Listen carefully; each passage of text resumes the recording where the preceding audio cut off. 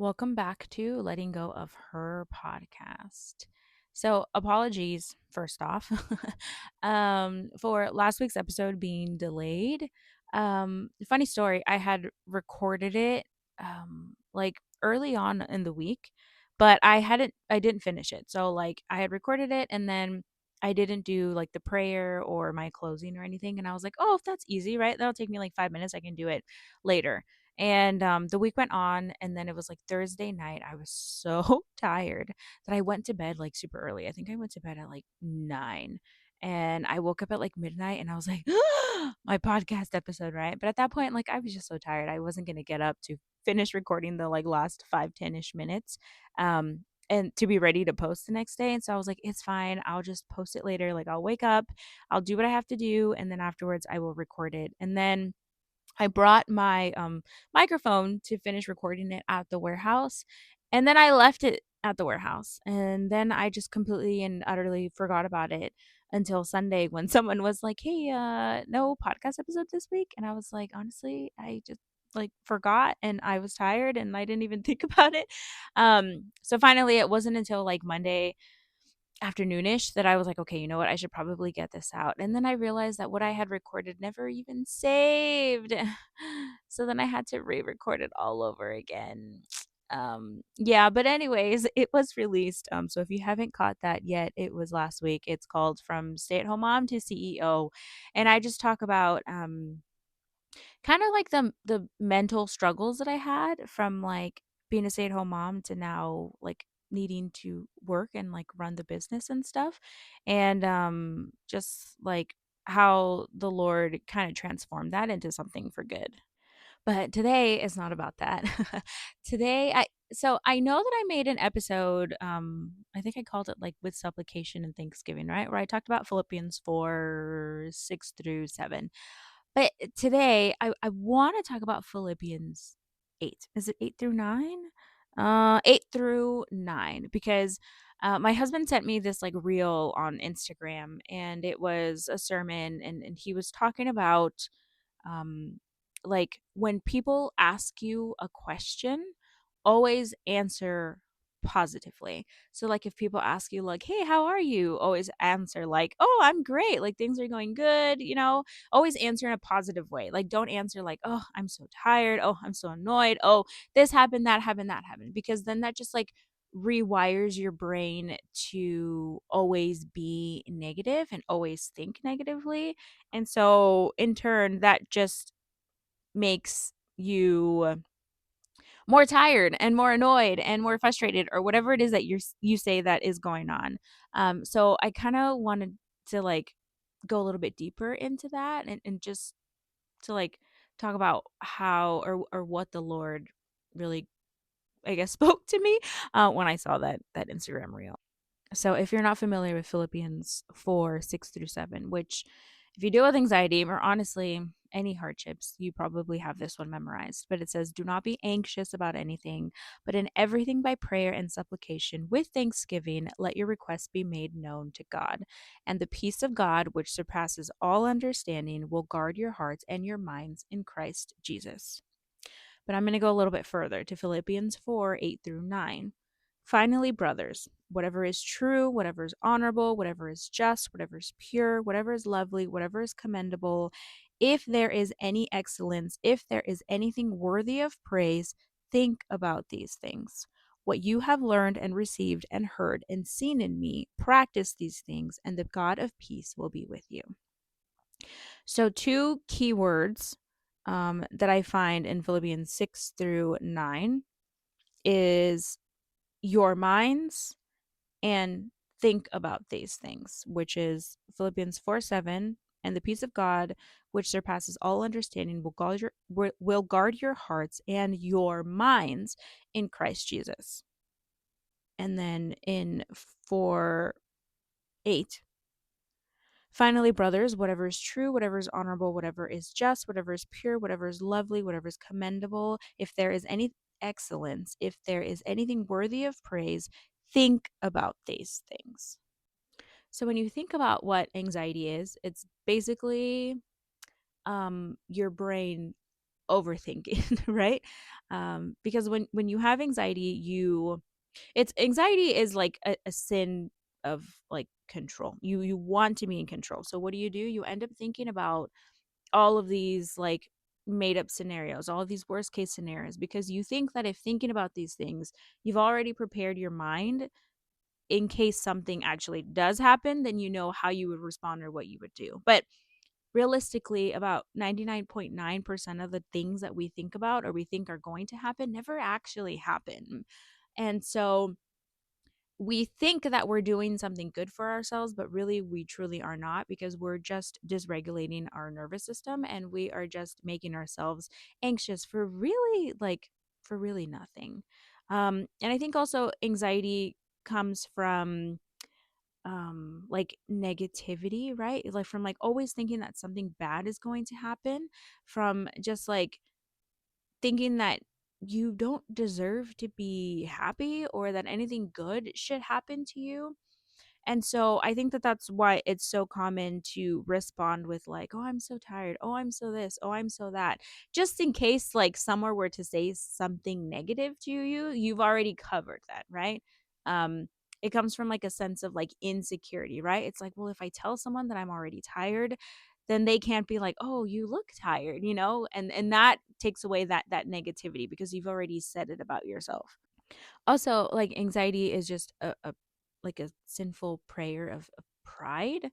Um and it just like when we say, "Oh, I'm tired. Oh, I'm stressed. Oh, I'm this. Oh, I'm that." Then it's like you're setting yourself up for like a pity party, right? Like you want people to feel sorry for you over what life has thrown at you, but like realistically, life throws everything at us. um and some of us are just better at coping with it than others. And so when I like saw this sermon that my husband had sent me, I was like, okay, I really wish that I could figure out where it came from so that I can listen to the whole thing, because it was only like I don't know, like a minute and a half like snippet.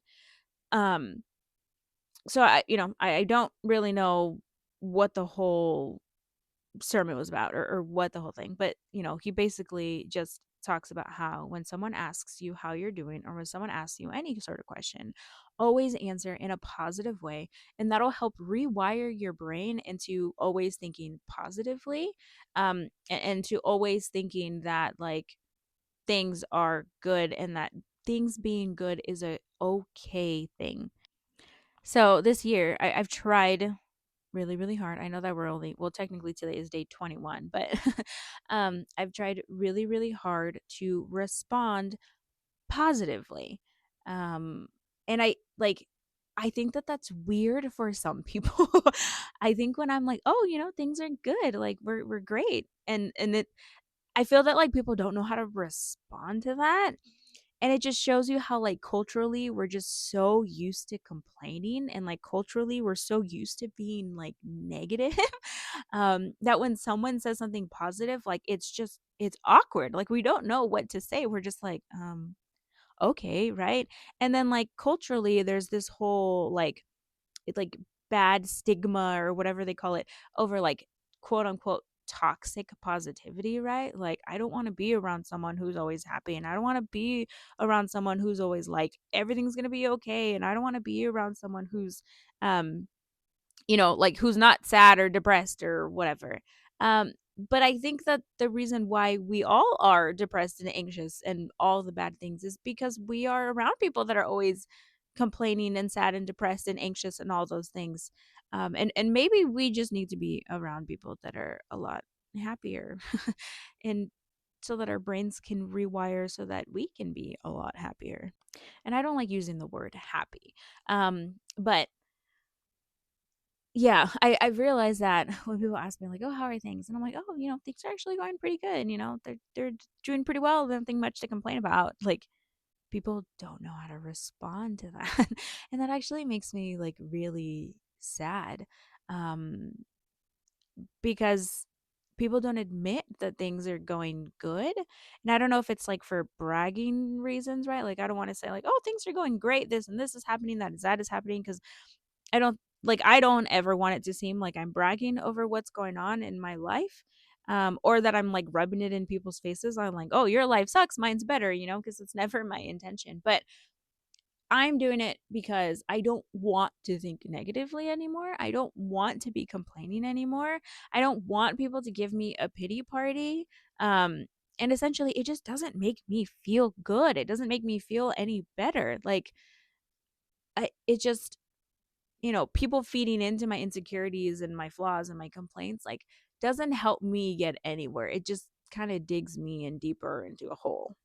And like, let's be real. Have you ever been around someone who literally nothing positive ever comes out of their mouth? All it is just complaining about this or complaining about that or this. Like, it is like physically, mentally, emotionally exhausting to be around someone who just nothing ever seems to be going right, right? And sometimes you just want to be like, dude, like, you're alive, like, you're breathing, like, God woke you up today, which means that he's not done with you yet. And that is something, like, that is the only thing truly that you should be grateful for, is that God let you live another day, right? um and I don't want to be that person. And I understand, like, sometimes you just need to vent for a second, and you just need to kind of get it out, because sometimes just saying it out loud helps you process whatever you're thinking or feeling a little bit better. um but I don't want to be that person that, like, every single time someone talks to me, like, all that comes out of my mouth is something negative or something that I'm complaining about. And neurons that fire together, wire together. Or is it neurons that wire together, fire together? No, it sounds I think it more correctly is neurons that fire together, wire together. So if we train our brains to think more positively, to not, like, the first thing that comes out of our mouth is something negative, that's something that's complaining. I think we can rewire our brains to be happy, not happy, but to be more positive, right? And to think of, like it says in Philippians 4:8, like, to think of things that are true and honorable and just and pure and lovely and commendable. Because if there's any excellence, which there's excellence every day that you wake up, every morning that you wake up. If there's anything worthy of praise, which your life period should be worthy of praise, like the fact that you woke up this morning, the fact that you were able to take your kids to school, the fact that you have food on the table, the fact that you have a nice heater in your house, right? Or you had blankets to keep you warm, like, all of that all of that is worthy of praise, and these are things you should be thinking about. What you have learned and received and heard and seen in me, practice these things, and the God of peace will be with you. It all just ties in together. Do not be anxious about anything, but in everything, by prayer and supplication with thanksgiving, let your requests be made known to God. And the peace of God, which surpasses all understanding, will guard your hearts and your minds in Christ Jesus. Finally, brothers, whatever is true, whatever is honorable, whatever is just, whatever is pure, whatever is lovely, whatever is commendable, if there is any excellence, if there is anything worthy of praise, think about those things. What you have learned and received and heard and seen in me, practice these things, and the Lord and the God of peace will be with you. Peace, peace. Maybe I shouldn't be saying happy. Maybe I should be saying peace. Do not be anxious, but pray and give thanksgiving, and let your requests be made known to God. And the peace of God, which surpasses all understanding, will guard your hearts and your minds. If there is any excellence, if there's anything worthy of praise, think of these things. Practice these things, and the God of peace will be with you. There's always a solution to every problem. And the solution to the anxiety, and the solution to your negativity or your complaining is to think of better things. Is to not think of the bad things, or is to not think of the things that are going wrong, but it's to think of better things, because neurons that fire together wire together. And it's all in the Bible. Like, if you just think of things that are better, the God of peace will be with you. If you think of things that are better, then you will have a peace beyond all understanding. Even if you have every single right to be anxious, even if you have every single right to be complaining, even if you have every single right to be angry or frustrated or annoyed or whatever it is, think of it in a positive way, and the peace of God will be with you. And that is how I want to live my life every day. My daughter's birthday is in 2 days, and we decided to just throw her a little birthday thing, and it's 2 days before. I have nothing. I think like yesterday I just kind of put a little bit of like goodie bags together. Um and yeah, other than that, I have nothing. Right after I'm done recording this, I'm gonna go to Walmart and go grab some plates and some napkins. And Friday, before the party actually starts, I'm gonna go pick up a little cake and some pizzas, and just call it a day. Um, and I personally, like, I hate planning birthday parties because they always get so stressful. Like, no matter how small you want to do them, no matter how small you say they're going to be, they always end up being something way bigger than they should be. Um, and last week, like, because this week we had Monday off, right? So my whole weeks are off. And I didn't realize that, like, this Friday is her birthday and this Friday is her little party. And so, um, yeah, I literally haven't been thinking about it until like yesterday. I was like, oh, wait, we have literally like 4 days to get all of this together. And so I put little goodie bags. I just bought like cookies and stuff to put in the bags. I am so over going to birthday parties and getting the same little like knickknacks. Sorry if you've ever invited me to a birthday party and you have given me my kids a goodie bag, because I just toss it in the trash. Unless there's like food in it, then I'll keep it, and I'll keep it in the pantry so they can have a snack for later. But all I got was just like cookies and gummy bears and chocolate. That was it. Um, because yeah, I don't want to stress myself out even more. I'm just going to keep it simple, because realistically, like, kids don't really care. Kids, you know how they always say, like, have faith like a child, right? Like, kids don't worry about whether they're going to be fed or what's going to be in their goodie bags at a birthday party. They just go to have fun and to live life. And I think that that's what we forget as adults. We just think so much. Like, there's just so many thoughts that run through our head. And I think there was like a statistic or something. I don't know the exact numbers, but it was saying like how women have X amount of thoughts, and out of those X amount of thoughts, like almost like 90% of them are always like negative. Like, that is insane. That is insane. I don't want to be thinking that way, because God tells me not to think that way. God tells me to think of things that are true and pure and just and commendable, and all of his peace, the peace that is beyond my understanding, when I have every right to think of everything negatively, I will be surrounded by it. So I guess let's do a little challenge for ourselves. I've been doing it since January 1st. When someone asked me, hey, how are you doing? Oh, I'm doing good. I'm doing good. Things are going good. Nothing really bad. Nothing to complain about. Things are going good.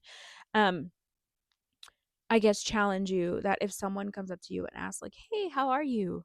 That you respond with, I'm great. Things are actually going pretty good right now. And things are going, or swell. I don't know. See, I don't even have enough words in my vocabulary to be able to answer that question in a positive way. That should say something, right? Like, I have all the vocabulary to say, I'm tired, I'm stressed, I'm annoyed, I'm frustrated, I'm this, I'm that. Like, I have so many negative words in my vocabulary. But positive, what do I say? I'm good. Things are great. Things are fantastic. I'm ecstatic. Like, I don't have enough words. And that should just say something. So, um yeah, let's try at least for 1 week. See the difference. See if it makes any difference in your life. For 1 week, when people ask you, "Hey, how are you doing?" Oh, you know what? I'm actually doing really well. And every time someone asks you, and every time someone asks you any question, doesn't even have to be how are you doing, but any question that someone asks you, answer in a positive way. Tame your tongue and don't complain. Like, don't say anything negative. Just say something positive. Even if it's something you don't agree with, you just say, "Oh, that's great. I love that for you." or or whatever it is. Or maybe even just bite your tongue and don't say anything at all and just smile and nod. Um, but try and prevent yourself from saying something negative, and see if those neurons that are firing in your brain wire to a more positive state of mind. My prayer, is that we just learn to stop complaining, that we just learn to stop being so negative, that we just learn to be so grateful for the life that God has given us, that we can feel his peace, even when we feel that there's no way we can feel peace in whatever circumstance life has thrown at us. Um, I pray that our neurons can rewire in our brain so that we're not always feeling so down in the dumps, because really it's just us. It's just us who are bringing ourselves down, because God tells us that if we think of things that are pure and just and commendable, that his peace will surpass everything. And that if we just pray with supplication and thanksgiving and we make our requests known to God, that his peace will come through for us. And I just pray that as our week goes on, that we are able to even just like notice how many times we complain or how many times something negative comes out of our mouths, and that we are convicted each and every time, because there's just so much to be grateful for. The fact that we woke up this morning and there is breath in our lungs and our hearts are beating, that's enough to be grateful for. And I pray this all in your son's name. Amen. Today I am learning to let go of the negativity, of the complaining, to let go of all of the bad thoughts that go in through my head, because you tell us that if we think of things that are good and pure, that your peace will be with us, because I am a new creation.